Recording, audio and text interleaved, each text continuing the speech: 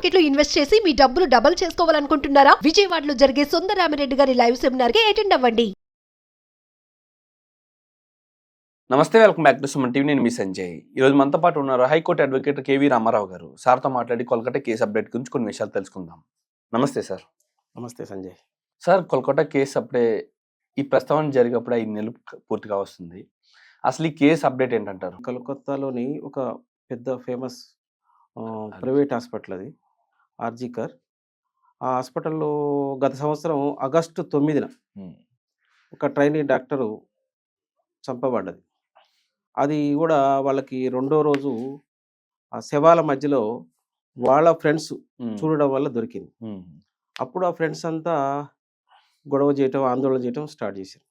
అసలు ఏంది, ఎట్లయిందని. దీని వెనక చాలా పెద్ద తతంగం జరిగింది. ఆ యొక్క కాలేజీ ప్రిన్సిపాల్ కూడా ఈ విషయంలో తొందరగా ఈ విషయాన్ని బయటికి రానిలేదు. విద్యార్థుల అక్కడ ట్రైనీ డాక్టర్లు అయితేమి, అక్కడ ఉన్న సిబ్బంది అయితేమి ఆందోళన చేపట్టినాక ఈ విషయం బయటకు వచ్చింది. అసలు ఇది దేశవ్యాప్తంగా కూడా సంచలనమైన విషయంగా మారిపోయింది. అసలు ఏం జరిగింది, అసలు డాక్టర్లకి రక్షణ లేకపోవడం ఏందనేది దేశమంతా అనేక హాస్పిటల్ కూడా ధర్నాలు, రాస్తారోకోలు, వాళ్ళ యొక్క వృత్తిని కూడా బాయ్కాట్ చేయడం జరిగింది. వాస్తవానికి అభయ అనే పేరు పెట్టారు ఈ కేసుకి. ఆ ట్రైనీ డాక్టర్ చనిపోయిన డెడ్ బాడీకి సంబంధించిన విషయంలో వాస్తవానికి ఆ యొక్క ప్రిన్సిపాల్ తప్పిదం ఉందని అప్పుడు మనకి వార్తల్లో చాలా నానుడి వచ్చింది. దాని వార్తలు ఎంతవరకు నిజమో ఎంతవరకు కాదనేది విషయానికి పోతే, ఆ హాస్పిటల్ ఒక బాడీల్ని స్మగుల్ చేస్తుంది, అవయవాల తరలింపు అక్రమాలకు పాల్పడుతుంది. అదొక పెద్ద కుట్ర కోణం ఉంది. ఆ యొక్క ప్రిన్సిపాల్ అయితేమి, హాస్పిటల్ యొక్క మేనేజ్మెంట్ అయితేమి, ప్రైవేట్ సిబ్బంది అయితేమి ఇందులో పాత్రధారులు ఉన్నారు. వారి యొక్క తప్పిదాన్ని ఆ అమ్మాయి లైబ్రరీలో స్టడీ చేస్తున్న విషయం టైంలో వాళ్ళ యొక్క విషయాలు తెలుసుకొని అన్న విషయం వీళ్ళు కనిపెట్టి, ఆ అమ్మాయి ఎక్కడ బయటికి వాస్తవాలు చెప్తే హాస్పిటల్ గుట్టు రట్టయిద్దు అనే దురుద్దేశంతోనే ప్రేరేపించి చంపించారనే వార్తలు కూడా ఆ టైంలో బయటకు వచ్చాయి. ఈ యొక్క కేసు కలకత్తాలోని సిల్ధా కోర్టులో నమోదు చేయబడ్డది. అది కూడా ఆ పాప పేరెంట్స్, అక్కడ ఉన్న హాస్పిటల్లో ఆ పాపతో ఉన్న ఫ్రెండ్స్ ఆ హైకోర్టులో ఒక పిల్ వేయడం జరిగింది.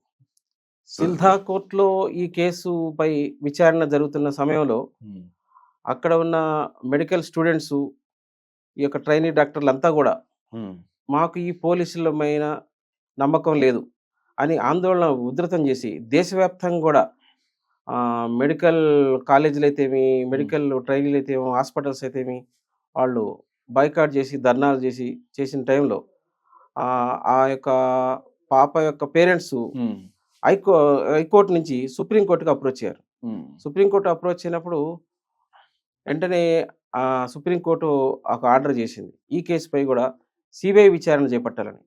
కలకత్తా హైకోర్టు సిబిఐ విచారణకి ఆర్డర్ చేసింది. ఆ సిబిఐ కోర్టు ఆర్డర్ చేసే టయానికి, సిబిఐ యొక్క సిబ్బంది హాస్పిటల్కి వచ్చే టయానికి అప్పుడు మనం విన్న వార్తలు ఏంటంటే సాక్ష్యాలన్నీ తారుమారు చేశారు హాస్పిటల్లో అనేది విన్నాం. అందుకే అనుకుంటా ఏమో ఇంతవరకు కూడా ఇప్పుడు సిబిఐ కూడా ఒక సంజయ్ రాయ్నే దోషిగా నిరూపిస్తూ అతని యొక్క విషయాలని కోర్టుకు సమర్పించింది. వాస్తవానికి దేశవ్యాప్తంగా ఉన్న డాక్టర్లు అయితే ఏమి, ప్రజలైతే ఏం కొనుక్కోరంటే అసలు హాస్పిటల్లో ఏం జరిగింది, బ్యాక్గ్రౌండ్, దీని వెనక కుట్ర కోణాలు ఏంది, అవన్నీ బయటకు వస్తే బాగా అనుకున్నారు తప్ప ఇప్పుడు ఈ సంజయ్ రాయ్ అనే వ్యక్తికి శిక్ష ఖరారైనది. సోమవారానికి అతనికి ఎలాంటి శిక్ష పడబోతుందో కోర్టు ఆర్డర్ చేయబోతుంది. అని సార్, ఇప్పుడు చూసుకుంటే కోర్టు సందీప్ రాయ్ పై నేర నిరూపణ అనేది జరిగింది. ఏ విధమైన నేరాల నిరూపణ అంటారు, అండ్ ఇతనిపై ఎలాంటి శిక్షలు పడే అవకాశం ఉందంటారు? వాస్తవానికి సంజయ్ రాయ్ పై అప్పుడు పెట్టిన కేసులు ఐపీసీ 375, 376 రేప్ అని పెట్టారు. 64, 60 బిఎన్ఎస్ ప్రకారం 64, 66 ఇలాంటి శిక్షలు నమోదు చేశారు. ఈ శిక్షల ప్రకారం కోర్టు ఎలాంటి శిక్ష అయిపోతున్నది మనం సోమవారం చూడబోతున్నాము. వాస్తవానికి అసలు రకరకాలు ఉంటాయి కేసులో. గ్యాంగ్ రేప్ జరిగిందా, లేక ఏమైనా కావాలని మర్డర్ చేసే ఉద్దేశంతో ప్లాన్ చేసిరా ఆ తెల్లారి మూడో రోజు పోస్ట్ మార్టం టయానికి ఆమె బాడీలో అంతర్గతంగా 9 గాయాలు, బాహ్యంగా 16 గాయాలు బయటపడ్డాయి. అంటే వాస్తవానికి ఆమెని రేప్‌తో పాటుగా గొంతు నులిమి చంపడంతో పాటుగా చిత్రహింసలు పెట్టి ఆమెను చంపారు. ఈ రకంగా చంపడానికి కారణాలేంది? ఇవన్నీ గూడా బయటికి రావాల్సిన అవసరం ఉండే. కానీ ఇప్పుడు సంజయ్ రాయ్ ఇప్పుడు నిన్న మనం చూసిన ఆర్గ్యుమెంట్స్ ప్రకారం చూస్తే సంజయ్ రాయ్ ఏం చెప్తున్నాడంటే, అసలు ఈ కేసుకు నాకు సంబంధం లేదు. ఈ కేసులో అసలు వాళ్ళు తప్పించి తిరుగుతున్నారు. నన్ను దోషిగా ఇరికించారు అంటున్నారు. అని సార్ ఒకప్పుడు చూసుకుంటే ఇప్పుడు ఈ సంజయ్ రాయ్ చేత చేపించింది సందీప్ గోచి చేపించారు.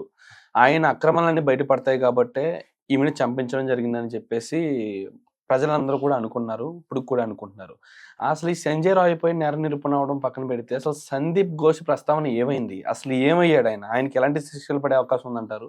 అంటే ఆయన మొత్తం పూర్తిగా తప్పించుకున్నాడు అంటారా? వాస్తవానికి మన దేశ చట్టాల ప్రకారం ఎవరి మీదైతే నేరారోపణ జరిగిద్దో, ఎవరి మీదైతే ఎవిడెన్స్లు ఉంటాయో కోర్టు పరిధిలో వారికే శిక్షలు పడుతుంటాయి. మనకు వాస్తవానికి సిబిఐ ఎంటర్ అయ్యే టయానికి అప్పటికే మనం విన్న మాట ఏంటంటే, ఎలాంటి కూడా సాక్ష్యాలు లేకుండా అవన్నీ తూడ్చేశారని విన్నాం. కానీ ఈ కేసు ఇంకా ఇప్పటికీ మనం రేపు సోమవారం పడే ఆ యొక్క సంజయ్ రాయ్ శిక్షతో ఏ ప్రజలు కూడా సాటిస్ఫై కావట్లేదు. ఈ సిబిఐ మళ్ళీ రీఎంక్వైరీ చేసేది సరే, సుప్రీంకోర్టు స్థాయిలైనా సరే ఈ కేసుపై సమగ్ర ఎంక్వైరీ జరగాలి. సందీప్ ఘోష్ తప్పిదాలా, లేక సందీప్ ఘోష్ అనుకున్న ఆ ప్రైవేట్ హాస్పిటల్ యొక్క యాజమాన్యం తప్పిదాలా, అసలు ఎలాంటి కుంభకోణాలు ఉన్నాయా, అవయవాల అక్రమ తరలింపు అనే మాట పెద్ద ఎత్తున విన్నాం మనం. ఇప్పుడు అవేవి మనకి వినిపించడం లేదు.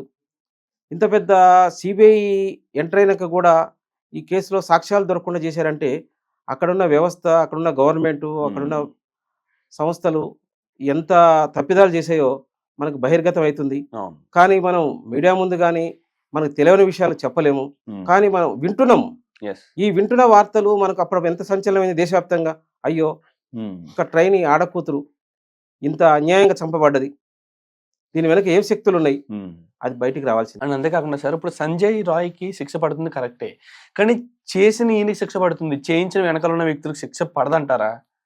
వెనకాల ఉన్న వాళ్ళు కూడా బయటికి రావాలంటే ఎలాంటి యాక్షన్స్ తీసుకోవాలంటారు? వాళ్ళ తల్లిదండ్రులు కానీ సంథింగ్, వాళ్ళు కేసు నమోదు చేసిన చుట్టుపక్కల ఉన్న తోటి విద్యార్థులు కానీ ఈ కేసుకు ఇప్పుడు పడే శిక్షలతోని సాటిస్ఫై కాకుండా ఆ పేరెంట్స్ కానీ అక్కడ ఉన్న వాళ్ళు ఎవరైతే ఈ కేసు కోసం కొట్లాడారో మళ్ళీ దాన్ని రీఫైల్ చేసుకోవాలి, పైకోర్టుకు అప్లై చేసుకోవాలి.